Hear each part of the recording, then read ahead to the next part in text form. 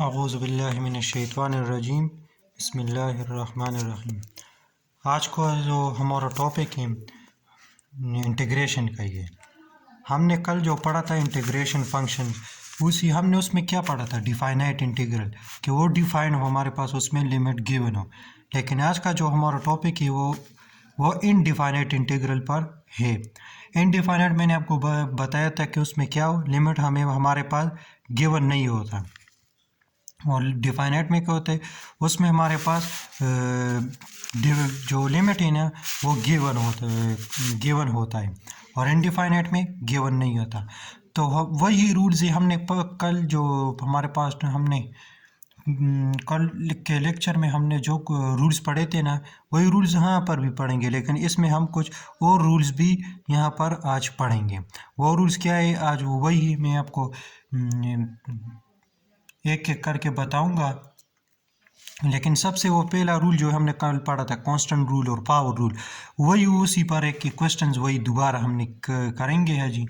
वो ये है कि 16 integration of 16x⁻³ into dx। वही रूल से अप्लाई करेंगे। कांस्टेंट को बाहर निकालेंगे 16। जो भी आपके पास एक क्वेश्चन गिवन हो इसी तरह फॉर्म में, तो आपने सबसे पहले क्या करना है, कांस्टेंट को बाहर निकालना है। वो हमारे पास क्या है, 16 को हमने बाहर निकाल दिया और इंटीग्रेशन वही है और हमारे पास x⁻³ वही रहेगा। अभी इस पर इंटीग्रेशन अप्लाई करें 16 अपनी जगह पर। अभी जब हम इस पर इंटीग्रेशन अप्लाई करें तो हमारे पास क्या आएगा, हमने कहा था इंटीग्रेशन में पावर क्या होता है, +1 होता है, पावर ऐड होता है, एक पावर ऐड होता है, और डेरिवेटिव में इसका उल्टा होता है, वो माइनस होता है। तो हमारे पास इंटीग्रेशन, अभी इसका इंटीग्रेशन लेंगे तो x⁻³ +1 आ जाएगा और ये जो पावर है ये नीचे भी डिवाइड हो जाएगा और +1 हो जाएगा, ये देखें। और dx की जगह पर c हम डालेंगे, 16 अपनी जगह पर। अभी इससे क्या आता है, x⁻² डिवाइड बाई -2। ये मल्टीप्लिकेशन में है ना, ब्रैकेट का क्या मतलब मल्टीप्लिकेशन, तो 2 8 16, तो माइनस इसकी माइनस का जो है ना ये इसी के साथ आएगा, -8 x⁻²। आप इसी तरह भी आंसर लिख सकते हैं, और अगर आप इसको और भी सिंप्लीफाई कर सकते हैं, x² है ना ये माइनस है, तो आप अगर इसको नीचे ले 8 के नीचे डिनोमिनेटर के फॉर्म में ले, तो ये हमारे पास जो पावर है ये प्लस हो जाएगा। तो ये भी सही है। ये वो कल वाली की एक थोड़ी सी हम दोबारा रिवीजन कर रहे थे, तो वही मैं आपको पढ़ा है। अभी एक दूसरा क्वेश्चन है, इंटीग्रेशन ऑफ x⁵ - 3x। ये वही क्वेश्चन है, इसको कहते हैं एडिशन रूल को के, इसको कहते हैं ये एडिशन रूल पर होता है या सब्ट्रैक्शन इसको कहें बस, लेकिन एक ही रूल है। अब इसको ज़रा समझें, कॉन्सेप्ट क्लियर करने। x⁵ को हम अलग लिख लेंगे और माइनस अपनी जगह पर आ जाएगा।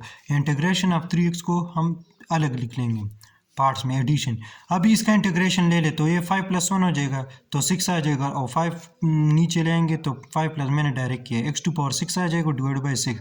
अभी इससे एक कॉन्स्टेंट फिर निकालें, यहाँ पर कॉन्स्टेंट है नहीं, ये कॉन्स्टेंट को निकाल दे, -3 आ जाएगा और यहाँ पर x रह जाएगा। अभी इंटीग्रेशन x ले ले तो यहाँ पर इसका पावर कोई भी ना, तो 1 तो होता ही नहीं इसके ऊपर, तो हम 1 + 1 क्या कर लेंगे, x² आ जाएगा और नीचे भी 1 + 1 तो 2 आ जाएगा। तो ये मल्टीप्लिकेशन में 3/2 हम लिख सकते हैं और x² अपनी जगह +c, ये हमारे पास इसका आंसर आ जाएगा।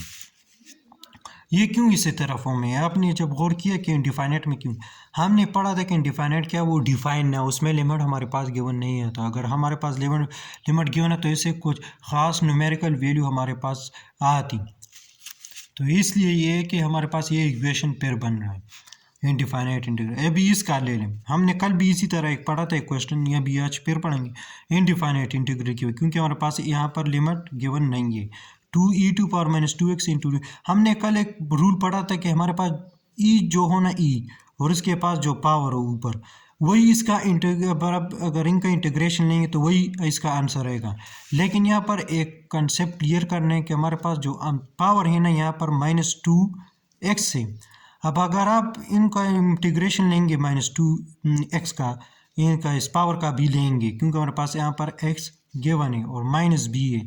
आप अगर इसका इंटीग्रेशन -2 कांस्टेंट को बाहर निकालेंगे, -2 यहाँ पर आ गए फॉर एग्जांपल, और ये 2 कांस्टेंट यहाँ पर बाहर आ गया। अब अगर आप इसका -2 का इंटीग्रेशन लें तो यहाँ पर पास नीचे आ जाएगा, माइनस तो अपनी जगह पर आ जाएगा, दोनों के साथ लेंगे, 2 यहाँ पर, और यही e⁻² अपनी जगह पर आ जाएगा। अब ये कैंसिल हो जाएगा, 2 1 2 2 1 2, तो हमारे पास 1 आ जाएगा, 1 लिखने की ज़रूरत है, माइनस अपनी जगह पर e⁻⁻2x + c। मैंने कहा था ना कि e⁻ जो भी हो वो हम दोबारा लिख लेंगे, इसका इंटीग्रेशन वही आएगा। तो हमारे पास क्या आएगा, -e⁻⁻2x + c। यहाँ इससे इंटीग्रेशन लेने के बाद यही है। हमारे पास यहाँ पर एक और रूल अप्लाई होता है, ये देखिए, ये हमारे पास एक क्वेश्चन है, 4x / x² + 1।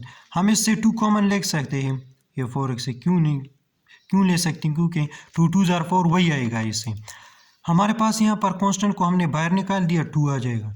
और अब हमने एक रूल कल एक पढ़ा था, नेचुरल लॉग ऑफ यानी मतलब x² × x हो, जो भी हो हमारे पास डिवीजन में जो भी गिवन हो उसका नेचुरल लॉग, ये वही रूल अप्लाई करने का हमारे पास। इसी तरह अगर एक फॉर्म में क्वेश्चन आ जाए इंटीग्रेशन, अब अगर हम इस पर इंटीग्रेशन अप्लाई करते हैं तो हमारे पास 2 अपनी जगह पर आ जाएगा ये, और नेचुरल लॉग ऑफ डिवीजन में जो वैल्यू हमारे पास गिवन हो x² + 1 + c, ये हमारे पास इसी का आंसर आ जाएगा। ये हमारे पास इंटीग्रेशन का एक रूल है।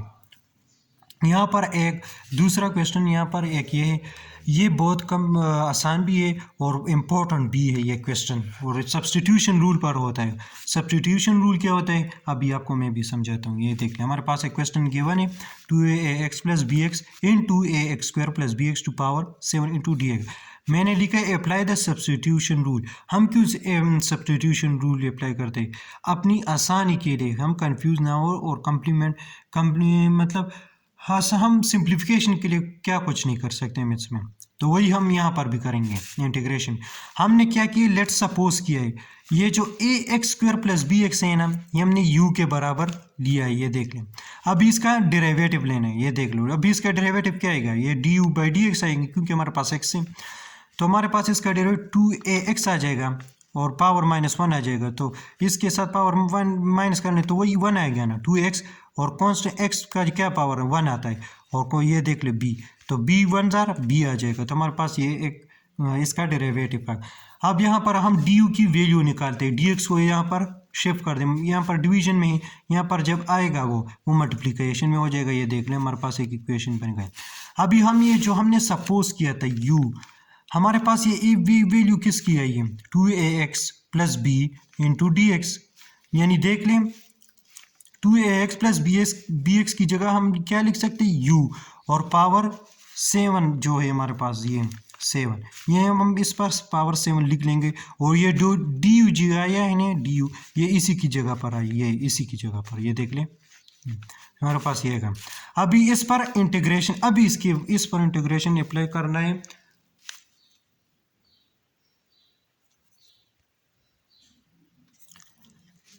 क्या करना है, नो अप्लाई द इंटीग्रेशन। यहाँ पर आप अगर हम इंटीग्रेशन को अप्लाई कर दें, u⁻7 है ना, यहाँ पर क्या हो जाएगा, u⁻8, और नीचे 7 + 1 तो 8 आ जाएगा।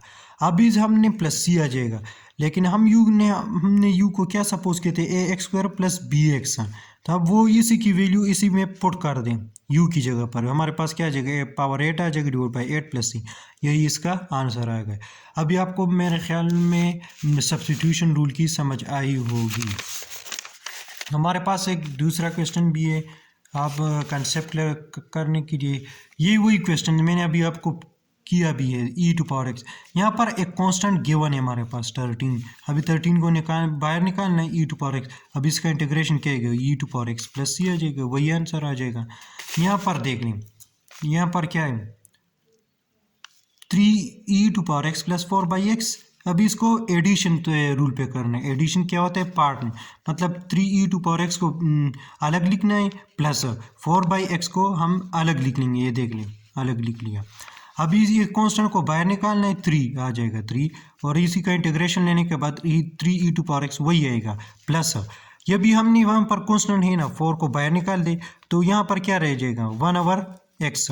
हमने पढ़ा था ना कि 1/x, अगर इसका इंटीग्रेशन लेंगे 1/x का, तो यहाँ पर हमारे पास क्या आ जाएगा, 4 अपनी जगह पर, यहाँ पर इसकी का इंटीग्रेशन लेने के बाद ये किसकी इक्वल हो जाता है, 1/x।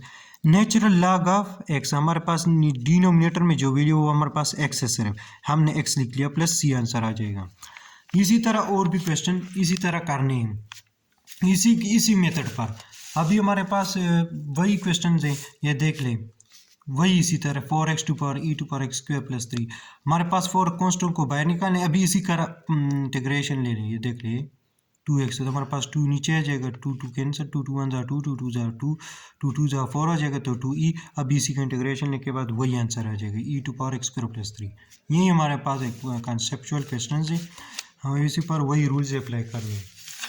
लेकिन हमारे पास जो इम्पोर्टेंट क्वेश्चन है, इम्पोर्टेंट और कंप्लीट, मेरे ख्याल में थोड़ा सा मुश्किल भी होंगे लेकिन आसान भी है, लेंथी भी है लेकिन आसान भी है, वो ये इंटीग्रेशन बाय पार्ट्स मेथड पर। ये देख लें इंटीग्रेशन बाय, हमारे पास एक इक्वेशन इसी तरह गिवन होगा question, integration of x plus 3 into x plus 1 half power half है इंटू डी। अभी इंटीग्रेशन बाय पार्ट्स मेथड क्या है हम अभी पढ़ेंगे। इंटीग्रेशन बाय पार्ट को किस तरह सॉल्व करने, किस तरह इसको इक्वेशन को किस तरह सॉल्व करने के लिए हमने क्या क्या करना पड़ता है। हमारे पास एक रूल की इंटीग्रेशन बाय पार्ट, वो हमारे पास क्या है, फर्स्ट इक्वेशन फंक्शन ये है, ये फंक्शन जो है ना फर्स्ट, ये लिख लेंगे इंटू इंटू मतलब है मल्टीप्लिकेशन, इंटीग्रेशन ऑफ सेकंड मतलब इसी का इंटीग्रेशन लेंगे, एक्स प्लस 1 पावर हाफ, इसी का इंटीग्रेशन माइनस माइनस लिख लेंगे, फिर integration into derivative of first, ये देख लें। फिर अब माइनस लिखने के बाद क्या करेंगे, डेरिवेटिव ऑफ फर्स्ट, फिर इनटू इंटीग्रेशन ऑफ, फिर इसी सेकंड का इंटीग्रेशन लेंगे, तो हमारे पास एक इक्वेशन इसी का इंटीग्रेशन बाय पार्ट्स आ जाएगा। ये देख ले हम क्या लिख लिया, फर्स्ट इक्वेशन लिख लिया, एक्स प्लस 3, हमारे पास एक्स प्लस 3 गिवन था, हमने वो लिख लिया। अभी सेकंड का क्या करना है, इंटीग्रेशन लेना है। इंटीग्रेशन क्या है ये देख ले, मैंने एक्स प्लस 1 हाफ प्लस 1 लिख लिया, और नीचे भी हुआ हाफ पावर को नीचे आके प्लस 1 लिख लिया। माइनस इंटीग्रेशन बाय पार्ट्स का मेथड है, हमने वो माइनस लिख लिया। Derivative of first, derivative of first किस तरह लिखेंगे, एक्स का डेरिवेटिव क्या आता है 1 आता है, और क्वेश्चन का 0, तो हम लिखने की ज़रूरत नहीं, 1 लिख दिया। अभी फिर सेकंड का इंटीग्रेशन लेनी है, वो देख ले यही आएगा, ये देख ले, ये देख ले सेम सेम आया है, सेम सेम। लेकिन इंटीग्रेशन का जो इंटीग्रेशन ये अब होल पर है, मतलब एज अ होल है, ये फिर ये साथ साथ लिखना है। ये ना कि अभी आपने यहाँ पर इंटीग्रेशन का सेकंड ले लिया और आपने इंटीग्रेशन को ख़त्म कर, नहीं नहीं, ये एज अ होल है, एज अ होल हमने नहीं लिया अभी तक। लेकिन अभी यहाँ पर ये अपनी जगह पर आ जाएगा, एक्स प्लस 3, ये देख लें। और इसी का ये 2/3 किस तरह ऐसा भर कर दे, मैं आपको समझा दूंगा। एक्स प्लस 1 इसी का एलसीएम ले ले तो हमारे पास 3/2 आ जाएगा, और नीचे भी 3/2। ये जो 2/3 है भी आए ना, ये हम इसको ऊपर लिए जब इन्वर्टेंड प्रॉपर्टी ये 3/2 पर अप्लाई करते हैं, ये 2 ऊपर जाके क्या हो जाएगा, मल्टीप्लिकेशन में हो जाएगा, और ये 3 जो आएगा ये डिवीजन में वही आ जाएगा, तो इसीलिए 2/3 आया है। और x प्लस 3 अपनी जगह पर, x प्लस 1 पावर 3/2 अपनी, माइनस अपनी जगह पर, ये 2/3 इसी तरह ये भी है 2/3, हमने उसी तरह ये लेके आए हैं, ये देख लो 2 ऊपर चले जाएगा और 3 नीचे डिवाइड हो जाएगा, और as a whole x plus 1 to power 3/2 plus, अभी इसी का इंटीग्रेशन अप्लाई कर दे इसी पर, x प्लस 1 पावर 3/2 पर इंटीग्रेशन अप्लाई करने के बाद हमारे पास ये आएगा, ये देख लें। और 2/3 को बाहर निकालना है, कांस्टेंट है इसी वजह से, तो हमारे पास ये आ जाएगा 2/3 अपनी जगह पर, x प्लस 3 अपनी जगह पर, x प्लस 1 पावर 3/2 अपनी जगह, माइनस 2/3 अपनी जगह पर, x प्लस 1 पावर हमारे पास क्या आ जाएगा 5/2, ये नीचे आ जाएगा 5/2 प्लस c। एलसीएम लेने के बाद हमारे पास ये और भी सिंप्लीफाई करने के 2/3 अपनी जगह पर, x plus 3 into x plus 1 power 3/2 अपनी जगह पर, माइनस ये हमारे पास ये 2/3 अपनी जगह पर वही आएगा, और ये जो 2/5 है ये उसी के नीचे जो हमने लेके आया था, ये देख लीजिए ये 2/5, ये 5/2, तो ये इसी का अगर हम इसी को बाहर निकालने के लिए ऊपर ले जाएंगे तो ये 2 ऊपर जाएगा ना, और नीचे 5 आएगा, इसी के साथ ये जब ऊपर जाएगा तो यहाँ पर क्या हो जाएगा, मल्टीप्लाई हो जाएगा 2/5, तो हमारे पास 2 2 ज़ा 4 आ जाएगा, 5 3 ज़ा 15 आ जाएगा, और वही उसी की तरह सेम ही सेम आ जाएगा। ये हमारे पास आंसर आ गया, ये सॉल्व, ये इंटीग्रेशन बाय पार्ट्स है।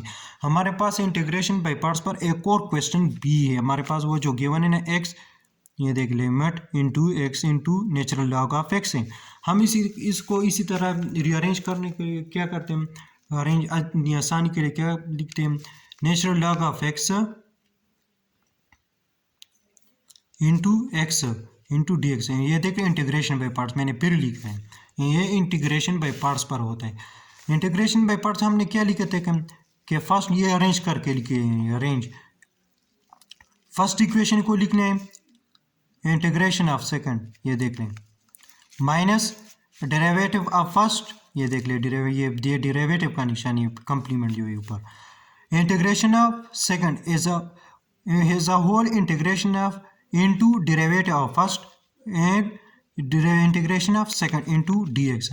हमारे पास नेचुरल लॉग ऑफ एक्स अपनी जगह पर, अभी इसका इंटीग्रेशन लेने के बाद 1 पावर इसके साथ है ना, ये एक्स स्क्वायर बाई 2 हो जाएगा, माइनस अपनी जगह पर डेरिवेटिव ऑफ इसका क्या लेंगे, यहाँ पर डेरिवेटिव इसका क्या है नेचुरल लॉग ऑफ, ये उसकी हमने पढ़ा था ना कि 1/x क्या होता है, इसी का इंटीग्रेशन।